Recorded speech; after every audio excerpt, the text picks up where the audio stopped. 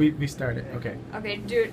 Oh. We'll make funny faces. Oh, wait. Christine Fleming. Take it off. Wait, No, I wait, can't. Stop it. Let's go. Hurry up. Sister in Christ. Walk Okay. wild. Okay. So, treasure hunting testimony is when one night we were at Walmart, my neighbor actually saw me and, hadn't seen him in years. And it was a few weeks, I didn't see him, but like one of the people in our group went over and talked to him. He was actually a treasure. So a few weeks later, I had some time for work and I was driving back to Morton's and I felt like I should go to Morton's. I was like, I don't really want coffee, which is weird because I usually do want coffee all the time. So I was like, okay, I don't know, I just like sat there for 5 minutes. I'm like, okay, I'm gonna go in. And so I go inside to get coffee and the person who's taking my order is like, is your name Christine? And I was like, yes, who are you? And apparently it was this kid that I hadn't seen in 5 years, and so it took me back. I didn't even recognize him at first. And he's like, are you part of some prayer group? And I was like, probably. And he was like, well, I was at like Walmart and I saw you the other night and like some people from your group were over and they asked me if I needed a prayer, but I just wanted to let you know that was really cool. And so I was talking to him and I was like, well, yeah, you should come with us or come to like Vintage. It's this like college ministry that I go to. And he was like, yeah, that would be really awesome. I guess he used to go there or something like that. And then it was after hearing someone else's testimony about like, you know, taking risks for Jesus, and that night, it was like a few weeks after that, I felt like God wanted me to tell him like, there's fullness in Jesus, there's no emptiness in him. And so I told him that, and he texted me back the next morning and he was like, wow, that is crazy, like how'd you know that? How'd you know that? I was just talking with my friend about like that day about emptiness, and he's like, I just felt so empty.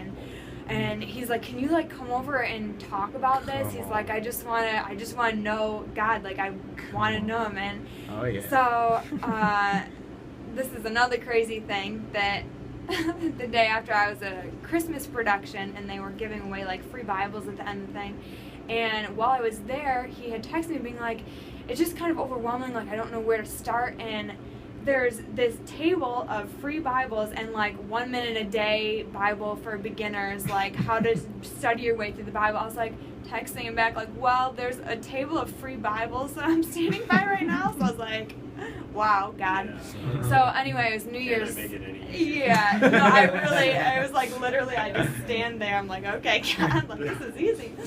So, and then it was on New Year's that I ended up, or New Year's Eve, that I ended up going over to see his family, and like he was just asking me questions, and it was really awesome because he didn't know like anything about the fall, about Jesus, like what he really meant, what he came to fulfill, and like the freedom that we have now in him. And so we were just talking, and I don't even remember saying anything about like a prayer to accept Christ, but I was like, you know, you just surrender yourself and he's going to come and like take over your life and just like, you know, bring you the fullness. There's not going to be any emptiness.